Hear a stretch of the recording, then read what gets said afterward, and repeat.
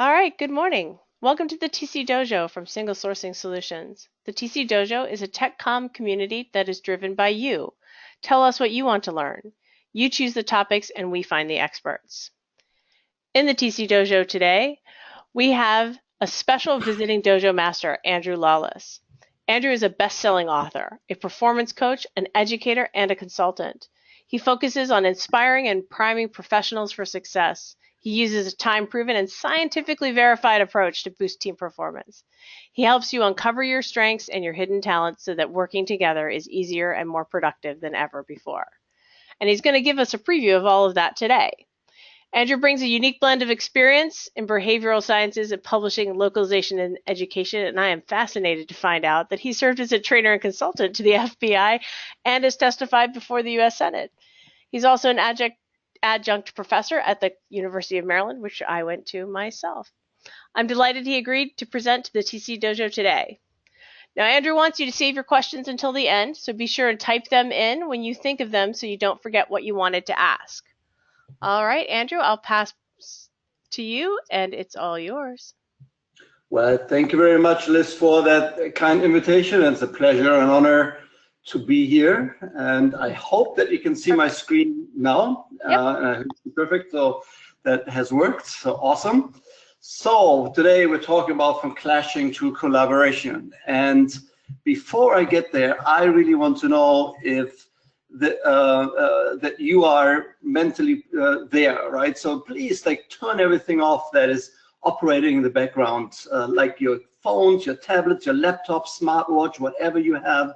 Any notifications that you may have, turn them off, because we have like 30 minutes together, and I do want you to give yourself this time to discover new strategies. And you work hard, and you know, you deserve this few minutes for yourself. So if you work in a cubicle, and I notice that not everybody can just switch off, just put on those big earmuffs, not the little like earbuds, but the big earmuffs, so give a visual sign to everybody that you are engaged in something. And if you want to be more obvious, put a like a little sign, right? Just make sure that you're present for the next 25 to 30 minutes.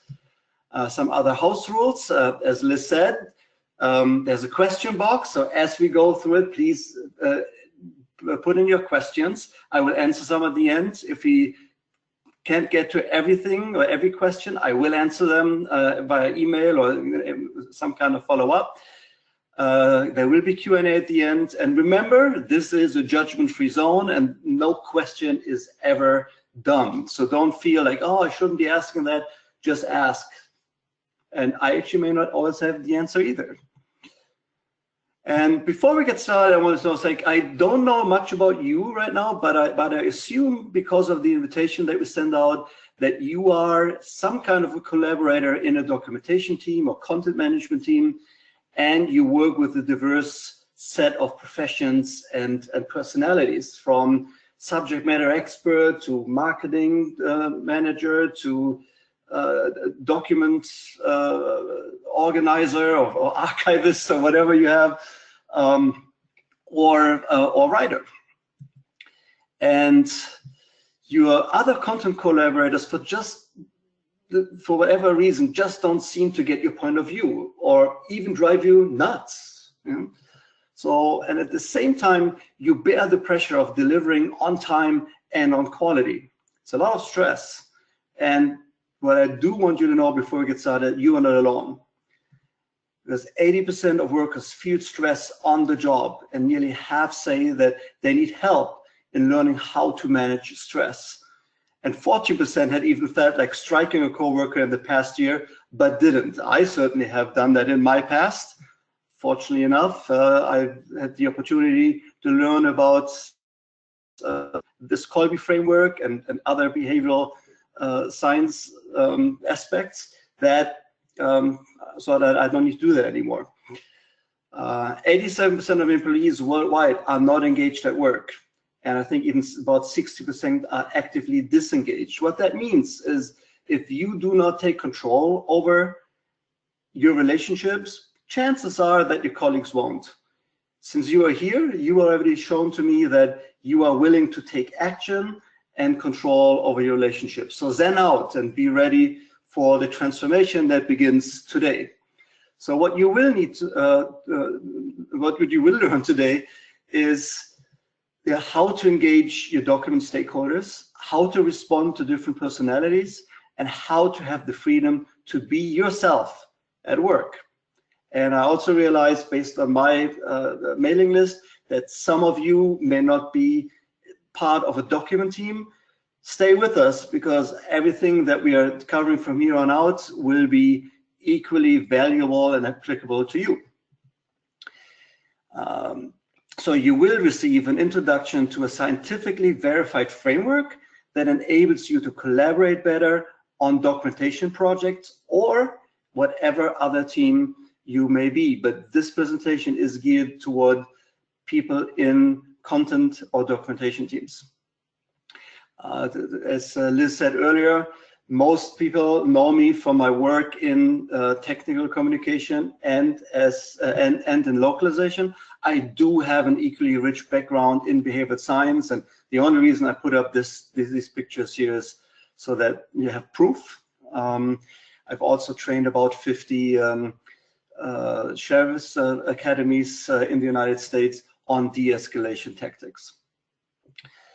So change starts with you. As I said earlier, the majority of people that we work with, we can assume that they are not engaged or even actively disengaged at work. And if we don't do it ourselves, if we don't take charge of our relationships in the team ourselves, nobody's going to do it for us.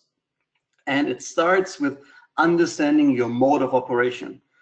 What that means, like how you would work if you were given the freedom to be yourself. And I have before I get started there, how this works, I have an explanation there in biology, not in psychology, as most probably have assumed, in biology. So if you take a cross section through your brain, you have the neocortex, that's your cognitive, that's where your knowledge sits, and your analytical skills. That's also a language sits, by the way. You have the limbic system, that's your affective, that's how we relate to people, your desires and wants, whether you're an easy person to work with or not, that's all here in the affective. And the cognitive, so the terminology geeks amongst us here, if you look up cognitive, you will not find it in most in most dictionaries, because it's a relatively new term. Like, it has been around for 40 years, but in terms of popularity, it's really gaining traction right now. So on the cognitive really defines how you would naturally take action. And what's important here is that neither the limbic system nor the primal brain have a capacity for language, yet they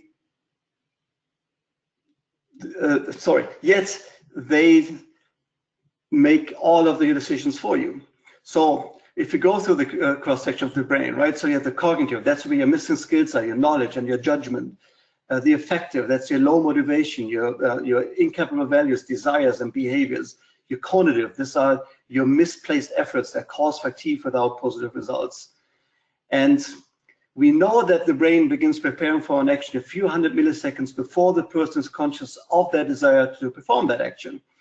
And that is because all of your decision making, and you might say it's in your gut, it's in your soul, it's from your heart, whatever, right?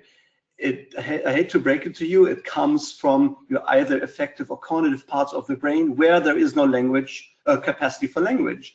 That's why sometimes when you see something and it doesn't feel right, that's all you can say, right? It's like, it doesn't feel right, because that judgment will come out from your either limbic system or primal brain. And then the cognitive takes over and tries to explain it. So, and we know that from babies. So the Kolbe Corp, or Kathy Kolbe, who invented this entire framework, she has followed people from almost like birth until like into their careers. And what she's noticed is that when babies are born, they come with certain ways of exploring the world.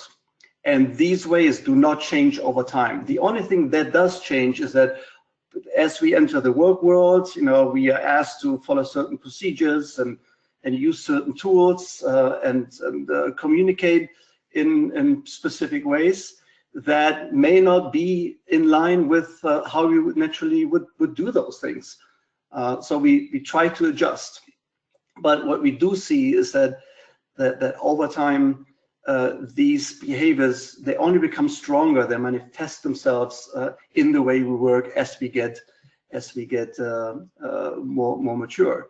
And remember, that comes from the primal brain, where there's no language, and when babies are born, the cognitive has not really developed yet, right? Yet we see those behaviors. And the ones among us here that are parents, you will know that when you have children, I bet you that at one point, very early in your children's lives, you looked at them and said, my child has character traits that are not me, nor my spouse or the other parent. I don't know what it is, but it's different. And you can call it a soul, DNA, character makeup, whatever you call it. It's just there, and it stays with you for the rest of your life. And parents know that too. And what you see is like, when you give a baby an ice cube, right? They either poke, probe, or investigate. They may hold it against the light, be fascinated by the different colors, the rainbow colors. They see them. They may worry over the growing watery mess, and the ice cube may actually fall off the table. They may grab it, mouth it, pop it out, lose interest, or they just bang it, pound it, throw it against the wall because they need to see it, like how it shatters in pieces and moves through space, right? And what Kathy Kolbe really did, she put these behaviors into a framework and gave that framework terminology that we can understand it, even though we don't have a capacity for language there, but we can understand it and we can respond to it in an appropriate way. So what it does, the 4 modes that I showed you here, right? These are actually 4 action modes. Fact finder, which defines how we gather and share information. Follow through, how we arrange and design. Quick start, how we deal with risk and uncertainty. And implementer, how we handle space and tangibles. And every action mode has a zone. So we either counteract, we react, or we initiate in an action mode. And that gives us a total of 12 strengths. For example, if you counteract in the first action mode, you have fact finder, you're very good at simplifying. You're probably the one person that I want in my team to write an executive summary. If you are initiated fact finder, you're good at strategizing. You're good at looking at a lot of data and making sense of the data. And you would be my first choice to help me verify data, look at data, research data, and put it together in a way that helps me as your manager, in the case, for example, or the team, to strategize. So we're only talking about strength. We're not saying, this person account as a fact finder may not be the most intelligent person, right? So not the case. People that counteract, in fact finder, they simplify. People that counteract and follow through, they adapt. They're good at finding shortcuts. Whereas those that initiate on the other end of the spectrum, they're good at creating plans. So that's your framework. And here I give an example how that framework works. So here's a mode of operations of a natural tech doc author that I actually work with, that wants a real client, right? So high-end fact finder, so very good at research, very naturally good at organizing anything. A 2 in quick start means that person, in the case it was she, we call her Maria later on, good at protecting the status quo, and because she's working in an office, she's more like a visual person rather than hands-on person, like a massagist would be, for example, or a construction worker would be. So very, very good profile for a tech author. So this is her, right? It's not the actual her, it's just an avatar, but that's Maria with her profile. And what you can expect from her based on their profile is that she will be precise, connect errors, define terms of accuracy, prioritize tasks and dependencies, question frequently and thoroughly, assess, manage risk and uncertainty. She won't generalize and write executive summaries, brainstorm or jump to conclusions, give yes or no answers, take risks, make deals, and deviate from plans and shortcut them. And whenever I talk to, for example, localization companies or tech doc departments, they're basically saying, yeah, the people that are in the upper category here, those are the people that we tend to retain. The people in the lower category, those are people we tend to let go of over time. But now imagine that person working with this guy here, right? Who, based on the MO, will raise the clock, initiate change, improvise solutions, brainstorm possibilities, ad-lib everything, many things that he says will come off his mouth. It's the first time that he hears it himself, right? And will not conform, hesitate, or stick closely to a script. That is a recipe for clashing, and I'll give you an example. Right, when that clashes, that's when two people have two different strengths, right? Cognitive conflict. If they have two different natural ways of doing things. So we call them Mark and Maria. So we have the two profiles here. When you look at the first action mode, fact finder, what that tells me here on the left, number 8, is Maria writes well-documented evidence. Mark actually is very good at editing it well. So the worst mistake that they could make in a relationship is asking Mark to do the research, because he's naturally not that great at it, and let Maria write executive summaries. It will not work, right? But let's put it that way. It doesn't say, the Kolbe system doesn't say that you cannot do it. You can do it, but it will take you much more time, and you probably not do it as well as somebody who has a natural talent.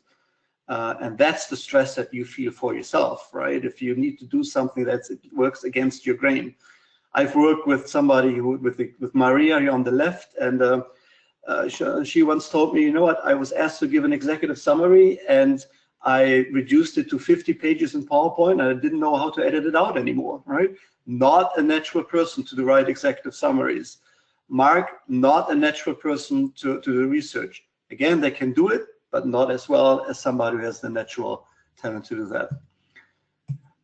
In the second action mode, follow through is how we organize, right? So what an 8 tells me is that Maria provides continuity, segs from one task to the other. Mark, on the other hand, switches tasks randomly and finds shortcuts.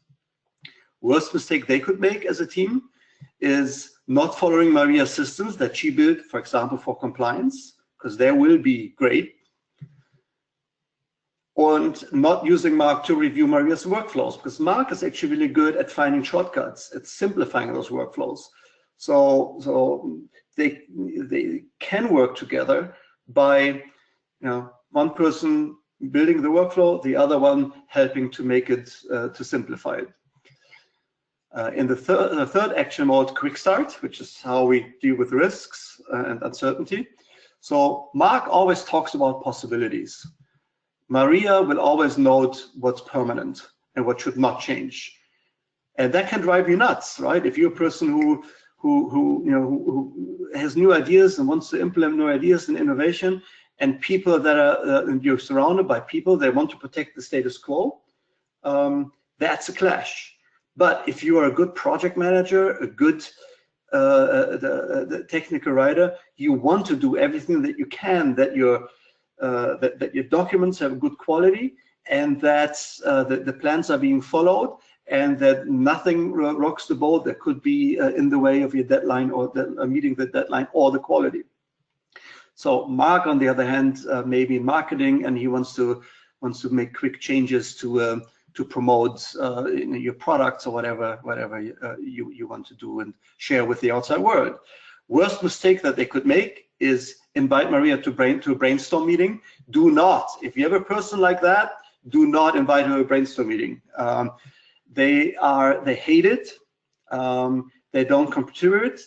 They hold the other team back, because they will be the first ones who will tell you why an idea is not working and interrupt your brainstorming right there. they're the better people to go to afterwards and say, you know what, here we came up with all these crazy ideas. Can you fact check them for me? Can you validate them for me? Can you put those into a project plan so that we can make sure we're going to deliver on those ideas? On the other hand, other worst mistake that you can make is like Mark push Maria into risks she ought not make, not take, sorry.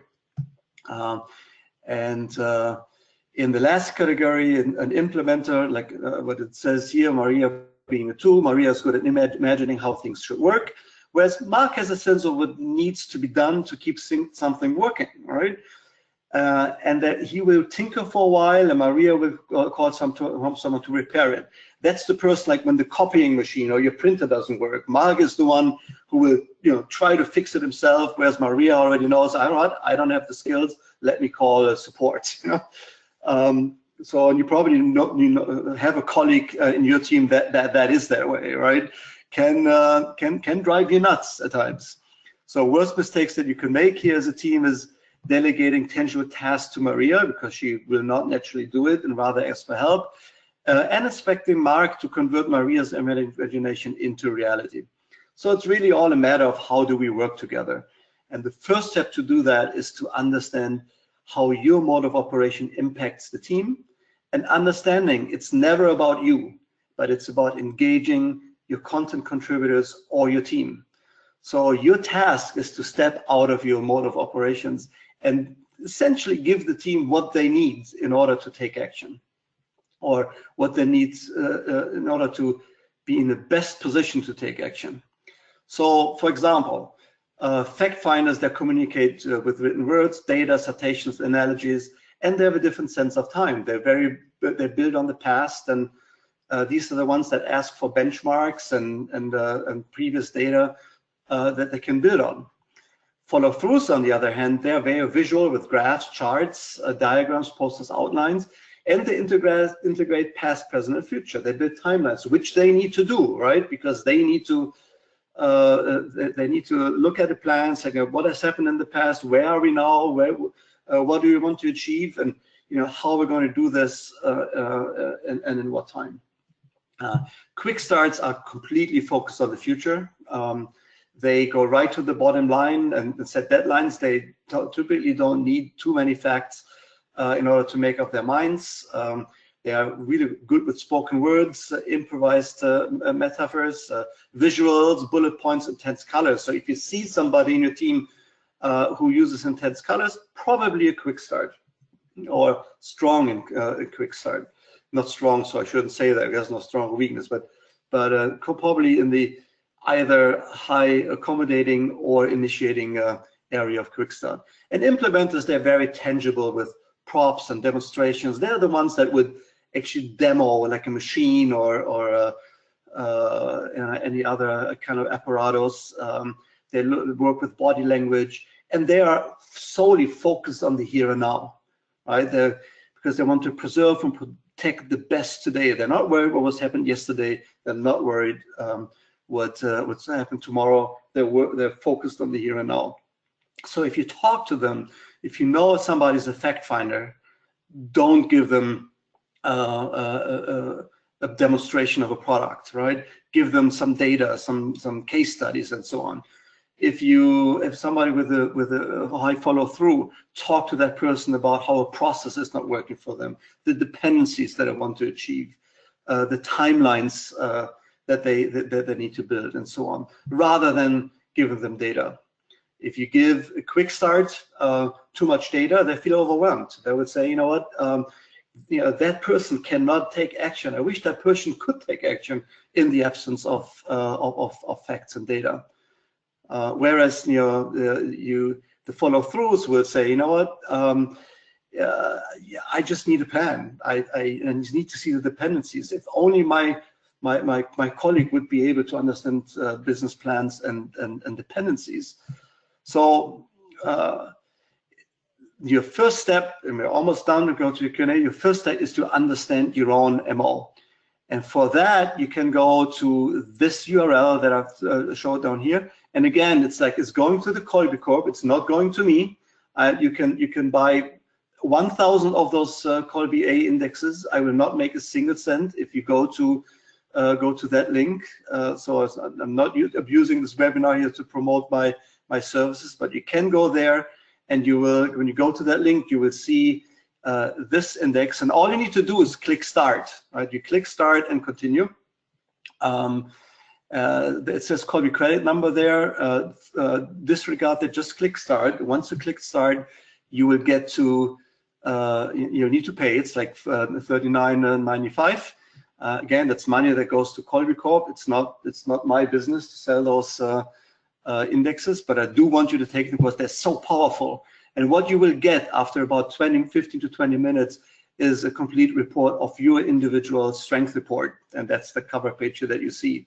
If you do that and you send me a notification that you've done it, I will send you as a follow-up this cheat sheet that will give you and explain to you the action mode, like how people behave in each action mode, so that when you have your Kolbe A report, and you can already, based on those bullet points here, guess what your colleagues are and modify your approach. So with that, we're at the end of the webinar. I'm 2 minutes over, I realize, but I'm open the floor for questions. All right, thank you, Andrew. That's fantastic. All right, folks, it's time to type your questions into the question box, and while you do that, let me tell you what's coming up. Our next Mastermind session is next week. I don't know how many of you have seen this before. It's really been kind of interesting to do. This is a bunch of people from many different organizations and different levels and different industries, and they come together to share their collaborative experience, and we all learn from each other and hold each other accountable for things month after month. It is not free. This is one of the few things we do that isn't, but it helps. It's a fairly low cost, and it makes sure that everybody keeps confidential and that you can actually share what's really going on with you. All right, you can sign up at the TC Dojo website. Next month, I'm going to be the one. I'm going to talk about self-publishing. All of us who are tech comm and information professionals, we already know how to publish to the web and publish to print. It's a natural thing for us to be indie publishers. I'll show you that I launched 2 books last year through Amazon, and I'll walk you through all of it and show you how easy it is if you're a tech comm professional to get there. So that's what we're going to do next month. All right, how do you sign up for next month? Go to tcdojo.org and just scroll to the bottom, and you'll see what's coming up all through the end of the year. We've got something great coming in November, but it's not quite announced yet, so keep an eye open. All right, thank you, Andrew. And let's see what the questions are. We've got a couple. The first one says, I'm already hoping there will be some good book recommendations. Good not meaning academic, but otherwise informative. Do you have good reading selections? Yes, by the way, I put also the link into the chat box for you, Liz. So if you wanted to share that link to the Kolbe A, that would be great. Oh. Yes, I have book recommendations, and that really depends on what your MO is, right? But the 2 books that I can suggest is for the fact finders around you. It's called Pure Instincts by Kathy Kolbe, the MO of high performance people and teams. And for the quick starts around you, there's a book called Powered by Instinct, 5 Rules for Trusting Your Gut, also by Kathy Kolbe. All right, I will make sure that gets into the newsletters, and so make sure that you're signed up and all of that. And make sure that Andrew can publish those recommendations also. I'm super glad you gave a couple of examples. Sometimes it's tough to make the theoretical concrete, or maybe that's just my MO showing. Yeah. All right. Well, yeah, it is. Yeah, and everybody wants to see an example, right? So, so if you were initiating a quick start, you'd be probably more excited that it's something new, right? Rather than it is proven in the past. If you initiated in Fact Finder, you would ask me, okay, that sounds interesting, but what is the scientific data, what are the facts, right? Who has used it before me and how, you know? So yeah, everybody wants to see some kind of proof, either that it's new or that it's well researched and has a basis in science, or that it's well organized and has a process, right? Or it can be implemented. So yeah, good question. Wow, someone else said, I had this very thing happen to me recently in a volunteer group. All right, so maybe you've got some strategies to work from. What do you think, Andrew?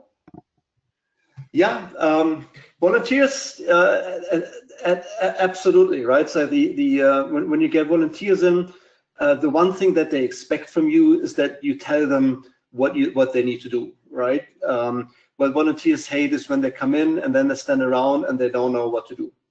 And I do that here. I volunteer in a soup kitchen, so sometimes volunteers come in, there's nobody there to contribute. Some of them are actually like executives in their companies, and they're like, I don't care if you want me to wash the dishes, but you know, tell me what I need to do. The question is, how do you tell it to them? Do you give them instruction, or do you need to actually show them physically, you know, what they need to do and where things are? And that's or you know, some want the process first and the overview first in order to understand where they belong into the group today. Yeah, good, very good question. If you have a set of volunteers or you have your team where you have the same issues or similar issues, let them all do a Kolbe, and from there you can do a lot of other things. You can make comparison, and everything that I showed you about Mark and Maria here actually comes from real reports that are pulled from two colleagues. So it's not made up. They're from real reports, and you would get a report that will exactly tell you, you know, how you work together, where the conflict areas are, and what is the best thing that you can do to make it work, and what's the worst mistake you can make. So it helps a lot in the relationship and empowering people to work the way they can contribute the best and have the best team synergy. Excellent, thank you. We got another really good one. What do you do about coworkers who are stuck in a reactive mode? I joined a writing group that is only just big enough that it can take some initiative rather than just reacting to tickets and trying to keep up with documentation. But a few coworkers are stuck in that reactive mode. Is there a way to encourage them to take more initiative? Good question. Well, I'm not sure what you mean with reactive mode, right? So I assume that, let me go back. I think it's reacting to tickets rather and trying to keep up. Yeah, so Let us know if that's correct. So I assume that you mean this mode here, right? The counteract or the react. And the thing is, whoever asked the question, you still think that they have a weakness. I think you need to change your paradigm. They have a strength. They have a particular strength. And if you want to, somebody who, for example, counteracts in quick start and has a natural tendency to stabilize, which are a lot of people in our profession, let them stabilize the situation. Let them tell you, it's like, I like all your crazy ideas, right? But here are the few things that you don't want to touch, because if you break this, you know, other things fall apart. Because if you're in the innovate area of that, you will just not see it. You know, you will ignore it. But don't make them. You cannot make a hippo a zebra, right? So the art is really to give them the information in the way that they need it. But also put them in a position that they can use their strength in that particular project. I don't know the details of your projects, but that's typically what then I do in my consulting. It's like, based on where the people are, and what you want to achieve, where can we put you know, a person's strength to work. The other thing that you might want to that you may see, that it comes through in the question also, that you have what we call cognitive cloning, that you have too many people in your group that tend to stabilize, and not enough people that want to innovate. And even more important, for example, in the quick start area, the people that in the middle that can accommodate both, that understand the people that want to stabilize as well as the ones that innovate and that are ready to to go forward and accommodate both, right? That's what we call team diversity. And a lot of teams, especially in tech talk, because of the nature of the work, they tend to clone around one action, one strength in each action mode. And then that's something that you need to address on the team level that has impacts on your hiring practice and so on. Excellent. All right. Well, I'm trying to make sure that all the questions got answered and that you guys can see in the chat window the 2 book titles and the link to the Kolbe if you want it. And Andrew Justine says, yes, that answers my question. Thank you. Excellent. Awesome. That makes me very happy. Me too. Because we all have that question after, like, what do I do now? I understand me. I understand them. What am I supposed to do? And, I guess that's one of the MOs that you're telling us. So there we go. Yeah. Right. So really, like the one thing that you can do is a good start is to take your Kolbe. It's like 15 minutes. Everybody who's doing this is very excited about it because you get an immediate report, and everybody who got that report so far said, yeah, you know what, I always knew it, but now I have it. I have a framework and I have words to describe it.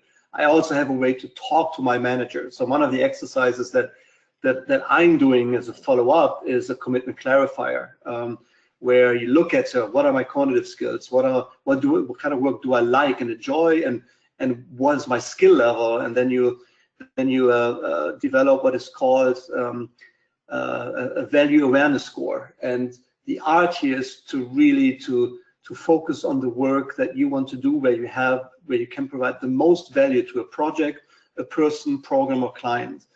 But it really starts with the Kolbe index. All right. Well, and I noticed, folks, that I missed one of the slides I was going to tell you about. Andrew's actually going to be doing a whole day version of this course. So if you want to do it and you're in the greater Mid-Atlantic region, he'll be here in September out there in the middle of DC doing a 1-day a 2-hour workshop in the morning at TC Camp. So be sure, if you want to do this and you want to be able to talk to Andrew and ask questions and go through your Kolbe and talk to him, or at least have a chance to see him in person, and you're in the East Coast of the U.S., be sure and come to TC Camp. That's tccamp, just like that, .org. It is a nonprofit, and it'll be there Saturday, September 9th. So I'm looking forward to it, and I hope everyone else is too. All right. Thank you, Andrew, for doing this. And we'll see you guys all next month. Super. Thank you very much, everybody. Thanks for listening. It was a great honor. And thanks, Liz, for setting this up. Thanks. Bye, guys. Goodbye.